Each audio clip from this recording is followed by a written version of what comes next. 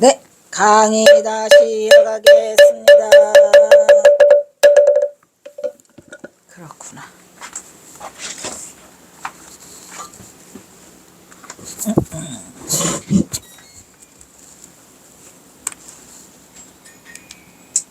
이를 무시하고 생후 3일 된 갓난아기까지, 그렇다니까 생후 3일 됐는데 13세로 받고 일자 하나 써서 군적에 등록시켜서 세포 세미를 강증하였다는 것이다. 도둑놈들. 여기서 세포는 이제 그 포로 내고 우리가 이거 옷 지을 때 하는 거 세포잖아요. 그 다음에 세미는 쌀로 내는 거죠. 옛날에는 이 견직물을 많이 집에서 짰으니까. 이러한 부패정치의 원상인 명목상 환곡은 관청의 경비를 마련하기 위한 재원으로 사용하기 위해서 온갖 악랄한 방법으로 백성들의 등골을 빼먹었으니까. 조선왕조가 삼정의 분란으로 타막정치가 극에 달해온 나라는 탐관오리들의 부정부패로 당신은 탐관오리 등이 아부를 하면서 몇만냥이나 되는 거금을 바치면서 벼슬을 사고 부임. 이게 중요한 거예요. 벼슬을 그때는 사고 팔았어요. 돈으로. 미친놈들이죠. 그리고 부임해가지고 오면 그 벼슬을 돈 주고 난 것만큼 또 백성들의 등골을 또 빼먹고. 이러한 일을 나라에서 임금님이 해야 되는데 임금님이 시원찮으니까. 그러니까 이게 이제 그 정조가 죽고 난 다음에 그 순조가 아주 나이가 어린 임금이 그 하니까 세조정치가 시작돼가지고 그 다음에 헌종, 철종까지 와가지고 철종에 와가지고 조대배가 있었는데 그 다음 왕이 없어. 철종은 그 강화도령이라 후손이 없어요. 그래가지고 누가 와? 조선은 이제 고종이 오게 되죠. 고종이. 그래서 그 고종을 왕으로 만들기 위해서 흥선대원군이 온갖 짓을 다 하잖아요. 그게 그 얘기예요. 그래서 우리는 결국은 그 탐관오리의 학정에 시달리지 못해서 결국은 경허선사와 전봉준이 일으키게 된 이게 동학농민인데 뭐 그것도 어떻게 보면 운명적으로 딱딱딱딱 정해져 있지 않았을까? 왜 같은 동네로 와? 그리고 또 왜 전봉준 아버지하고 경허선사 아버지는 왜 또 친해 오냐? 에이, 다 정해진 수순을 따라 가는 것 같고 나머지 조금 우리가 노력해서 삶을 바꾸고 이렇게 사는 것 같다라는 생각이 많이 들어요. 그만큼 돈을 많이 내는 대신에 백성들에게 돈을 마음대로 빼앗을 수 있는 등 부정부패는 극심하였던 것이었으니 여기서 탐관오리는 탐욕이 많은 오물덩어리 같은 관리를 의미하다. 탐욕. 이래서 탐관오리라고 하잖아요. 오물덩어리 관리. 응? 탐관. 여기. 탐욕이 많은 관리로서 오물덩어리 그치 더러운 이 속이다 이런 말이야.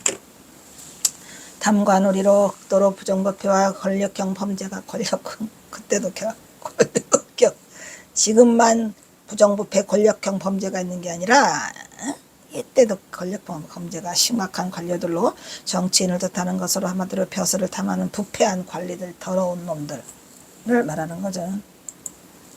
그래도 그것을 지키기 위해서 전봉준 장군과 경허선사가 바탕이 돼서 동학농민이 민주주의의 풀뿌리가 돼가지고 지금은 이렇게 부정부패가 많이 심하지는 않아요.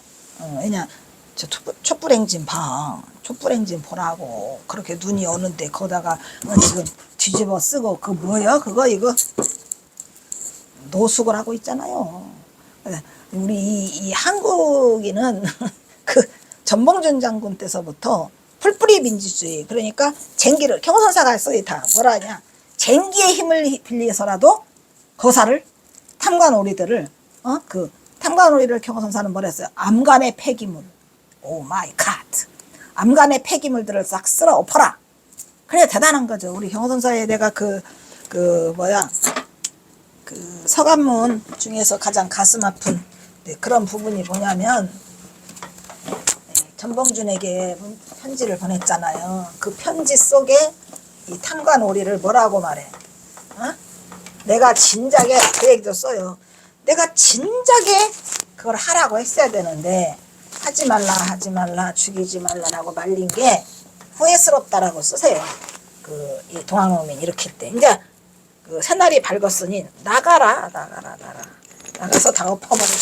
뭐를 이 암간의 폐기물들 야, 추잡한 말이죠. 안간의 폐기물이 즉 뭐예요? 탐관오리들. 이놈들 싹 쓸어 엎어버려. 경호선사가 장부 중에 장부잖아요. 쎄 안 쎄? 엄청 쎄요. 우리 누구요? 만공스님이 그랬잖아요. 악하기로는 호랑이를 능가하고 선하기로는 부처를 능가했다고 하잖아요. 굉장히 단호하고 그럴 때는 무서우신 분이죠. 그래서 안감의 폐기물들을 싹 쓸어버려라. 뭐를 힘을 이용해서? 쟁기의 힘을 이용해서. 쟁기의 힘을 이용해서라도 싹 쓸어라. 그러면 이 쟁기는 여기 누구예요? 이 쟁기. 쟁기가 바로 농민이라니까요. 동학농민혁명은 이거 죽창 들고 오마이 가시죠? 죽산이라고 했잖아. 앉으면 죽산, 서면 백산. 했어요, 안 했어요? 백산 죽산이에요. 그러니까 앉으면은 죽산만 있어, 죽산. 앉으면은 죽산만 있고 서면은 백산이 그냥 쫙 흰옷을 입고 덤비잖아요. 이게 농민이야? 이게 농민이야, 농민. 그래서 경호선사는 쟁기라고 그랬어요, 농민을. 뭐라 해서 쟁기. 쟁기의 힘을 빌려서라도 안감의 폐기물을 싹 쓸어 헤쳐버려라, 전부 다. 모조리 작사를 해서 없애버려라. 라고 경호선사가 전봉준 장군한테 그렇게 갔다가 그냥 서간을 보내고, 사나이 장군은 이 목이 땅에 떨어지지 않으면 오는 게 아니다. 네가 목이 땅에 떨어져서 나를 방문해라. 라고 하니 얼마나 무서운 말입니까. 그만큼 경호선사는 아마 이걸 쓸어버리고 싶었던 것 같아요. 왜냐, 아버지도 다 잃었지. 전봉준 장군, 전봉준 장군 아버지를 모셨는데 전봉준 장군 아버지도 죽어. 이 탕감노래들 때문에 온 나라가 백성이 들끓지. 싹 쓸어버려라. 그래가지고 이렇게 했던 것 같은데, 그게 그 기운이 지금 우리가 이 촛불혁명 지금은 이제 촛불이 아니더라고. 이거 뭐야, 이거 그 시기 콘서트나 뭐 이런 데 가는 데서 하는 이거를 가지고 하니까 더 좀 진화됐지만, 이 한민족의 이 뭉침이라는 것은 보통 일이 아니에요. 그래서 이 풀뿌리 민주주의가 우리는 완전히 자리를 잡은 것 같고, 탐관오리나 이런 거 보면 지금은 발 못 붙이서 싹 죽여버려 그냥 확. 그래서 그렇게 된 게 그 원천이 전봉준 장군이고, 또 전봉준 장군한테 그냥 단지해, 이거 단지 이런 거를 해야지 의지를 보여주는 거야, 이래 하면서 어쨌든 이 경호선사와 전봉준 장군이 거사에서 일으킨, 물론 전봉준 장군뿐이겠습니까? 이 동학농민의 그 목숨을 희생한 수많은 영령들, 내가 그 영령들을 어떻게 해보려고 동학농민 우금치에 가서 빌다가 눈물이 이제는 이처럼 조선왕조의 말기는 세기말적인 진상을 보이면서 공도 없으면서 백성들을 도역에 함부로 동원해 자신이나 자신의 조상의 공을 기르는 송덕비 같은 소리하고 자빠져 있네. 여기도 송덕비, 저기도 송덕비가 최고야. 그냥 아무것도 지가 공도 안 세웠으면서. 조병갑이도 그래서 이걸 고부군수 그게 난 거잖아요. 지 아버지 송덕비를 세워달래요. 그러더니 또 지가 좋아하는 애첩 기생 뭐시기에 애미가 죽었다나 뭐를 했다나 그거 가지고 또 걸리죠. 그러니까 이 전부 다 이 옛날에는 그냥 이름만 걸면 송덕비가 있었었어요. 관리들의 무질서는 극에 달해 조선왕조의 양반 정치는 서서히 그 몰락을 향해 가고 있었더라. 더 나아가서는 백성들은 새로운 관리가 부임하기도 전에 새로운 관리가 오기 전에 미리 송덕비를 세우는 그런 경우도 있었다고 하니, 이게 도대체 나라꼴이 뭡니까? 말이 되나요? 말이 안 됩니다. 내가 이거 안녕경어 이거를 처음에 소설을 경어 기념관을 세웠을 때, 그때 한쪽은 이제 코로나 때문에 4년간 쉬어서 그 경어집을 하다가 말았어요. 3차 경어집을. 그래서 하다가 말아갖고 그거를 묘문으로 짓는 반이 하나 있었고, 하나는 소설반이 따로 있었죠. 근데 그 두 개를 이끌어 가려니까 효율적이지 못했어요. 그리고 저기 했는데 내가 그걸 한번 봤거든요. 그때는 쌩쌩했나 봐. 그냥 소리를 고래고래 질러대고 난리를 떨고 있더라고. 그게 겨우 2년 된 얘기인데, 2년 전 이야기인데, 그때는 뭘 그렇게 하고 싶었는데, 지금은 못해요. 지금 못해요. 그때처럼 목소리가 까랑까랑 하지도 않고, 몰라. 어쨌든 간에 그 소설을 하다가 말인 찌꺼기가 있긴 있더라고요. 어디까지 나갔는지를 아주 그냥 짧게 나갔어요. 짧게 나가고, 그 2개를 하려니까 이게 효율적이지 못해. 그래서 그냥 집중력이 안 생겨갖고 하나 집어치운 게 이 소설을 집어치우고, 소설은 맨 나중에 해서 이제 내가 들어보니까 뭐 그때는 또 그 저기를 막 동원을 또 했더라고. 뭐 사진 같은 거 경허선사 그 우동리 마을 뭐 그런 사진 같은 것도 보여주고 그랬더라고요. 여기서는 다 모든 게 구찬해지고 버킷리스트 우동리 거북바위 한번 가보시고, 그 다음에 또 어디? 아이? 봉서사 또 가보시고, 또 우리 경허선사 숨어 있었던 비안도 꼭 가보시고, 또 근데 비안도 지금 가면 경허선사가 숨어 있었던 동굴은 나만 찾아요. 못 찾아요. 우리가 거기 5번을 갔는데 다 못 찾는데 내가 목숨 걸었지요. 에이씨 죽으라면 죽어라냐. 찾다가 못 찾으면 6시간 7시간 만에 다 뿔뿔이 흩어져 버렸어요. 찾다가 흩어져서 겨우 찾은 게, 내가 찾고 보니까 아무도 없는 거야. 그래서 옷 다 찢기고, 야 그거 뭐냐, 내 목숨을 몇 번을 사는 동안에 걸었는데 거기다 목숨 걸었어요. 그냥 낙엽이 이렇게 쌓여가고 그 밑에 바닥이 안 보이니 여러분 같으면 낭떠러진지 아닌지 모르게 밟아야지. 어떻게 막 떼글떼글떼글 튕글다가 막 확 부딪히기도 하고, 아 진짜 목숨 몇 번, 내가 사는 동안에 한 5번 거는 것 같은데 그게 그 비안도야.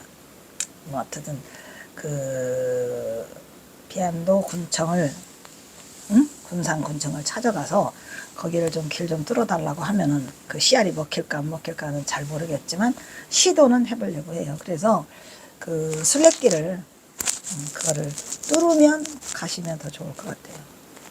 어이가 경원사가 파놓은 샘물이 있다니까. 오마이 가시죠. 어쨌든 거기도 한번 버킷리스트 겸 한번 가보시고, 왜냐면 경허선사 우리가 뭐 따로 뭐 거기를 일부러 가는 이유는 그래도 경허선사 숨결이 살아있는 곳이라 한번 가셨으면 좋겠다 그런 얘기죠.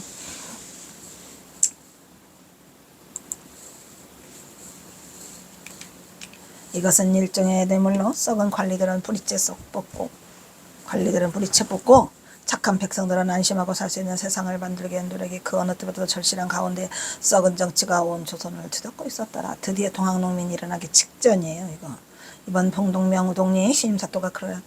그것은 순전히 김병탁이 놈이, 아까 김병탁이라는 놈이 했죠? 그 놈이 누구를 미워했어? 경허선사 아버지 송두옥이를 미워했죠. 신임사또의 신임을 받으려고 꾸민 작태로 마을 사람들을 동원하여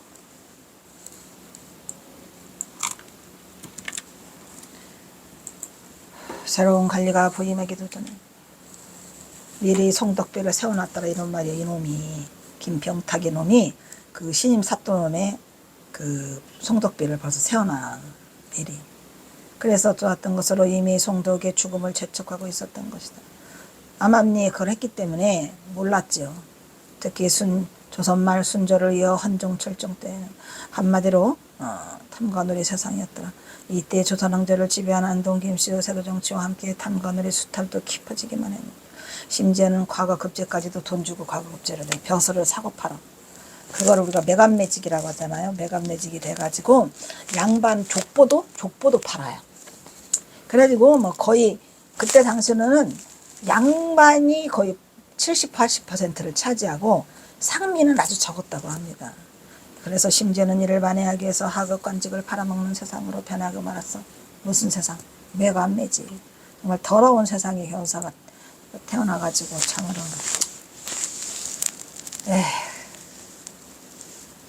그나마라도 저는 경허선사가 그렇게 힘든 삶을 살다 갔다 해도 다른 무엇보다 경허선사가 깨달은 자잖아요. 그 깨달은 자가 깨달은 그 선의 명맥이 끊어질까 두려운 거죠. 정말 가장 큰 내 고민은 그 진제 스님 있잖아요. 경허선사의 직계 법손이죠. 그죠? 경허선사가 75조, 해월 해명이 76조, 그 다음에 운봉 향곡이 77조, 인가? 해월 해명, 그지? 운봉, 그 다음에 향곡, 운봉이 77조, 향곡이 78조, 그 다음에 진제가 79조잖아요. 그 정통 법맥을 경허선사가 어디 여등하마상인가에 써놔요. 그러면 왜 경허선사 법맥이 왜 해월 해명으로만 갔느냐, 만공으로는 왜 안 갔느냐. 만공도 갔죠. 만공 밑에 큰 제자 중에 하나가 저의 스승인 해암 스님이잖아요. 그런데 경허선사가 직접 내린 법맥은 해월 해명으로 이어요. 경허선사가 등등 상속으로 해서. 그러니까 하늘에 태양이 하나밖에 없듯이 경허선사가 그 예를 들으신 게 그 부처님 당시에 마 가섭만이 깨쳤겠냐. 수많은 사람들이 깨치고 거기 나오잖아요. 1250인이 한꺼번에 뭐 했다 나오잖아. 근데 그 1250인한테 다 법맥을 줄 수가 없어요. 딱 수제자 하나. 그래서 그 누구한테 줘요? 마하가섭한테 주잖아요. 마하가섭한테. 그 다음에 아란존자. 이렇게 해서 넘어가잖아요. 그것처럼 해월 해명에게 이걸 줘서 어쩔 수 없이 우리의 지금 경허선사의 법맥은 정통 법맥으로 불조 법맥으로 진제 법원에와 다 있죠. 그럼 진제가 79조잖아요. 그럼 진제 법원의 80조는 누구일까? 그게 나의 가장 큰 숙제예요. 진제 법원은 80제를 누구한테 줄 것인가 이런 얘기예요. 어떤 깨달은 자에게 경허선사의 정통 법맥을 줄 수 있을 것인가. 참으로 고민스럽죠.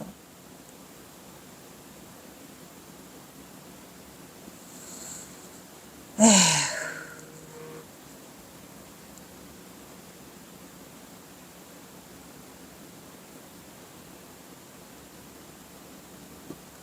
어떻게 하면 경허선사의 선에 그 선맥의 운명이 달려 있는데 과연 진제 스님은 누구를 염두에 두고 누구를 제자로 길러서 누가 80조의 법맥을 이을 것인가가 굉장히 세상이 손가락질하는 비웃는 사람이 안 되기를 바랄 뿐이죠.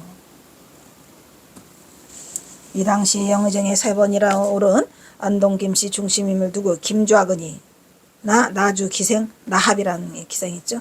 그런 게 대표적인 예더라 이런 얘기예요. 송덕비를 세우잖아요. 그것은 당시에 관직을 얻기 위해서는 김좌근에게 인사를 해야 하는데 그해 첩인 나합에게 가서 뇌물을 바치는 거야. 에이? 이게 말이 돼요? 똑같아요. 고부군수 조병갑이 그놈도 내내 기생의 어머니의 생신날 돈 내라 해가지고 그걸 해가지고 전봉준 장군 아버지가 잘못됐다. 만석보를 왜 우리 보고 다 돈을 내라 그러냐. 그 부역을 갖다 써먹잖아요. 저수지. 그거 가서 항의하러 갔다가 장을 맞아요. 태장도 유사했잖아요. 그러니까 태형은 종단지 때리는 거. 여기 그 엉덩이. 장은 또 좀 세. 허벅지를 때리는지. 그래서 그 장에 그 장독이 올라가지고 돌아온 지 한 달 만에 죽게 되잖아요. 그게 그거예요. 그래서 나의 백의 대물을 바쳐야 했다가니 여지러운 정치판은 첩까지 득세하는 난장판을 세상에 대고 말았더라 이런 얘기야.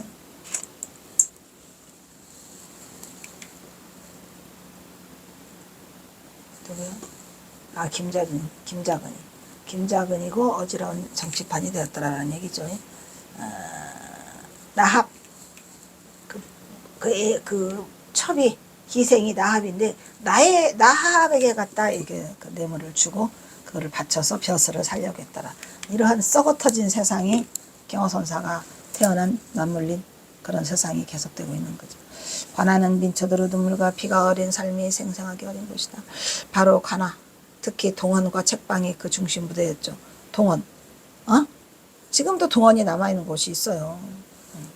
동원은 우리에게 사또로 알려진 지방관이 사물을 보는 건물이고 그 기단에 이새와 달리 건물 자체는 그저 평범해 보이더라. 고원이 건물에 흔히 쓰는 입공조차 눈에 띄지 않지만 그 안으로 들어가면 화려한 꽃 대공과 보아지 그리고 둥글고 커다란 기둥들이 기단의 유세를 뒷받 화려하더라. 이거 겉보기에는 안 화려하는데 들어가 보면은 무지하게 화려하더라. 그런 얘기를 지금 그 동원의 얘기를 쓰고 있어요. 우리가 그 춘향전 할 때도 동원 마당에 이렇게 무릎 꿇리잖아요. 그것처럼 겉보기에는 동원이 평범해 보이는데 속에 들어가면은 온갖 잔치 다 해놔갖고 완전 호화찬란하더라 이런 얘기. 그리고 동원은 이제 또 뭐냐면은 그 명당자리를 찾아가지고 동원을 만들잖아요. 나라에서 가장 좋은 풍수자리를 우리가 경복궁이라고 한다. 나라에서 가장 좋은 집터는 관하고 그 중에서도 동원이에요. 사또가 사는 곳이 동원이야. 힘 있는 세도가는 그래서 동원자리를 몇 자리로 탐내기도 했더라 이런 말이지. 동원자리를 진의 애비나 애미가 죽으면 그걸 몇 자리로. 그동안의 자리는 과연 명당은 명당이었더라. 동원 뒤에는 보통 가족들이 살림한 여기에 명당은 누구 명당? 내내 그 우리 정선사 아버지 그 고향 마을인 새로 온 그 우주현이겠죠. 우주현은 현감이라고 한대잖아요. 그 현감이가 왔던 것 같아요. 그래서 그 현감이 있는 머무는 것은 명당이더라 가버리니까 동원 뒤에는 보통 가족들이 살림을 하던 내야가 있었는데 두 칸짜리 책방으로는 방자야 하잖아요. 향단아 나온다. 춘향전에 나오는 향자와 방단이처럼 저기 방자와 향단이처럼 방자처럼 심부름 많은 아이들이 대기하는 급창방이라고요. 급히 써먹는 방이라 해서 급창방인데 두 칸짜리 방을 줬답니다. 급히 써먹는 방자 주제에 두 칸짜리나 주면 어떻게 해요? 한 칸만 줘야지. 그래서 나라에서는 가장 좋은 풍수자리가 있는 경복궁에 나라을에서는 가장 좋은 집터가 관하. 그 중에서도 동원이고 힘 있는 세도가는 동원에다가 미리 몇 자리까지 쓰고 동원 주에는 가족들이 사는데 거기에 이제 뭐가 있냐면 내야라고 그래. 그 바깥에 있는 거를 내야. 두 칸짜리 방이 있고 거기에는 심부름하는 뭐가 있어요. 방자가 있는 거죠. 방자야 향단아 하는 거. 동원을 빠져나오면 하늘의 10m 아래에 형방청이 있었더라. 형방청은 뭐예요? 그 재판해가지고 두드러 패는 거죠. 거기 그 형장처럼 이렇게 그 뭐야 이거 때리는 거 방마 아니 엉덩이 때리는 거 이렇게 갖다 놓고 치잖아요. 예, 그거. 사또에게 죄를 정하기에 앞서 조사를 미리 하는 것이요. 이것은 아전들이 꽤나 거기서는 유세를 떨치겠죠. 왜? 그 사또에게 가기 전에 이미 걸르는 거죠. 거기서 좀 잘 봐달라고 사바사바 하면은 또 돈도 주고 해가지고 거기 있는 놈이 아전들이 그 어깨께나 힘을 줬다 이런 얘기예요. 아전들에게는 공식적인 급여가 없었다고 하니 급여가 없었다 그러면 얼마나 뜯어갔겠어요. 이것도 말이 안 돼. 여기서 숱한 뒷거래가 있었더라 이란 말이에요. 아전 놈들이. 그리하여 이 때문에 누군가 억울한 누명을 쓰거나 아전의 비위를 잘못 건드려 더 큰 죄를 받기도 했기 때문에 형방청에서는 형방청 아시죠? 가장 무서운 곳. 그러면 우리 여기 지금으로 말하면 뭐가 있을까? 온갖 구치소. 맞다 구치소다. 서울구치소. 안양교도소. 서울구치소. 어이가 없네. 그런 데다가 미리 이제 하잖아요. 온갖 비리가 다 이루어져 억울한 백성들의 등골을 쳐먹었더라 이런 얘기예요. 뭐냐 이 참놈들아.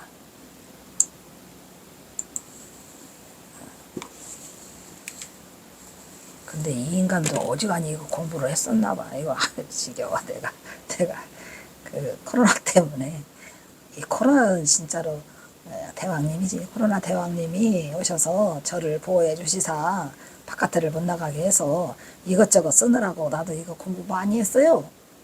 뭐 공부했는지 몰라. 공부하고 난 다음에는 한순간에 방아차.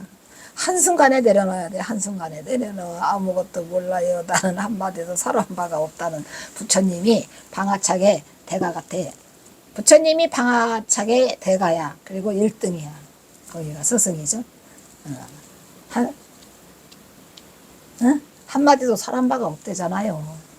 저는 조선 통치에서 굉장히 중요한 고시를 했지만 역사가들이 관심을 가지지 않았어요. 왜냐면 아전놈들이 다 헤쳐먹는다니까. 그저 민초의 등골을 휘게 하던 기생계급 정도로 인식되는 불우한 계층이었죠. 아전을 두고 알아죠. 아전, 서리 이런 것들. 근데 그들이 실상은 많은 비리를 저질렀던 거죠. 동원은 관하에서 일하는 사람들이 많이 등장해요. 동원은 이제 좀 크니까. 그 밑에 제일 쪽무라기가 아전. 아전 밑에 뭐가 있어요? 아까 말했잖아요. 방자야! 향단아! 그게 그거죠. 실제 관하에는 중인으로 중인 계급들이 많았죠. 중인으로 계급을 형성한 아전들 외에도 적지 않은 노비들이 있었고 또 나졸들의 공무료가 나졸도 있었고 하여튼 뭐 동원에서 일하는 것들은 뭐 끝머리라도 끝발이 있었다 이런 얘기요. 하다못해 방자까지 방자 향단이까지 그죠? 그래서 이 노비들이 많이 진을 치고 있었더라 이런 얘기예요. 이 노비들도 때로는 꽤나 힘든 힘을 써서 행사에서 양인들의 오금을 저리겠죠. 어쨌건 그 왜 요즘으로 말하면 경비 아주 경비들이 어디 가면 득세를 해가지고 그 경비에 그게 맞게 정도껏 해야 되는데 막 너무 심하게 하니까 그런 경우가 있죠. 그래서 오금을 저리게 했다는 것은 신분제도 사회상의 문란이었으니 동원은 민초들의 슬픔과 기쁨을 시실과 날실로 엮어 만든 비단 같은 곳이야. 거기가 억울함을 가서 청해봐야 또 이 사또놈하고 뭐 연결돼 있으면 100번 청하면 100번 치는 거죠. 비단 같은 눈물의 장이다. 그 뭐야 그죠? 이산을 보니까 그 정약용이가 그 무료로 그거 해주잖아요. 예. 그러한 때가 있었죠 우리나라도. 예. 새로 부임한 신임 사또가 행차면 탐관오리의 대표적인 경우 이제 거기 신임 사또 밑으로 이제 그놈들이 다 움직여 한꺼번에 또. 그 왜 춘향전 볼 때도 그러잖아요. 그 변사또 밑으로 막 그냥 많은 것들이 그 짜짜질구리한 그 군과 현 이런 것도 오잖아요. 이웃의 군수, 현감, 현에는 현감, 군에는 군수. 아까 했죠? 또한 다르지 않는 탐관오리로 이 마을 수령들이 신임사또 행차에 다 눈 맞춰갖고 눈도장 찔러가 다 와? 온갖 것들이 다 기어와. 뭐 들고 보따리에 선물 들고. 그래가지고 몰려들었으니 이러한 세상이 썩어 터진 세상이 있었더라 이 얘기요. 경호선사가 겪은 세상들. 경호선사가 딱 겪은 것보다는 경호선사 아버지가 겪으면서 경호선사는 그냥 일찍이 중이 돼가지고 나와가지고 이제 그걸 다 지켜보면서 천봉준 장군하고 거사를 도모하게 되죠. 이는 탐관오리들이 공무를 하지 않고 다들이를 한 것이야. 공무는 안 하고 눈도장 찍으라고 온 거야. 인근 고을 수령을 불러서 잔치를 벌였던 것은 아주 자주 있어요. 그러니까 그 사또놈이 잘 오면 돼. 관찰사가. 에이? 관찰사가 우리 또 말하잖아요. 이서구 전라도 관찰사 말이야. 그때는 전라남북도를 한꺼번에 하니까 전라도 관찰사, 경상도 관찰사, 그죠? 강원도 관찰사 이렇게 됐잖아요. 그래서 이래저래 죽어나는 것은 백성들로 모두 민초들의 등골을 빼먹는 빛 좋은 개살구잔치 뜬 것을 해라. 거기에 그래서 아까 나타난 게 누구였죠? 암행어사 출도죠. 암행어사죠. 그래서 동원은 관찰사, 병사, 수사, 수령 등의 이몽룡이가 그 남원고을에 오잖아요. 남원고을에 왜? 춘향이가 걸려가지고 그거 수절한다고 해서 그 사따놈이 그날 죽이려고 하는데 그때 누가 나타나요? 이몽룡이가 나타난 거죠. 그게 암행어사야 그게. 그래서 동원은 관찰사, 병사, 수사, 수령 등의 정청을 로서 전부 다 한꺼번에 한다 이란 말이죠. 병사, 수사, 수령 그래서 지방의 일반 행정 업무와 재판 등이 여기서 전부 다 행해졌단 말이에요. 동원에. 근데 동원은 명당짜리라 그랬죠. 우주현에 있었다고 하니까 내내 우동리 그 옆 동네에 있었다 이런 얘기예요. 지방간의 생활 처소인 내 알을 서현이라고 되죠. 서쪽에 있거든요. 서쪽에 동헌은 동쪽에 있고 얘네는 그 이제 아래 것들이나 내자들이 활동하는 그것은 내헌, 그쪽은 서헌, 동헌, 서헌 있죠. 그와 구분되어 보통 그 동편에 위치했기 때문에 동헌으로 불리게 되었으니 보통 동헌이라 하면 9년. 근데 왜 춥냐? 아 추워라. 너무 춥구나.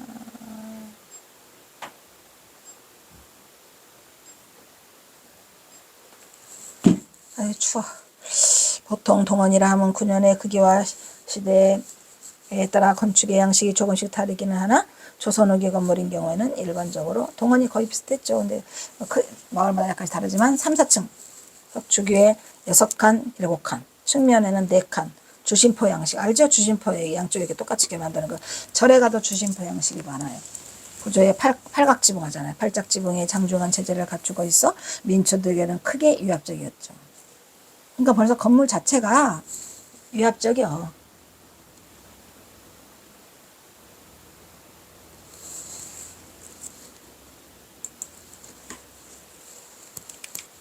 이처럼 조선인 양반 사회는 신분제의 틀을 벗어나지 못하고 건물부터가 위험을 보이고 있었으니 보통 중앙 상칸은 나루로 된 대청마루, 가보세요. 대청마루가 막 크잖아요. 그리고 양쪽에 한 칸씩은 온돌방으로 딱 꾸며놓고 또 방의 전후에는 한 칸씩의 툇마루를 탁 해놨죠. 아시죠 이거? 우리 많이 보잖아요. 그 어디 사극 같은데 그렇게 되어 있었던 기본적인 틀이 있어요. 이 뭐 동헌이 이들 동헌의 정면에는 현판을 뚝 털어놓고 뭐라고 써 있어? 동헌 이렇게 써 있지 뭘. 동력정자에 집헌자를 쓰는 거니까 동헌. 내 안은 담이나 담장 밖으로 형량이 분리되어 있고 거기다가 서헌 그런 거 쓰지는 않았고 현문이 있어요. 집으로 나가는 현문이 있어서 통할 수 있게 하였더라 이런 얘기예요.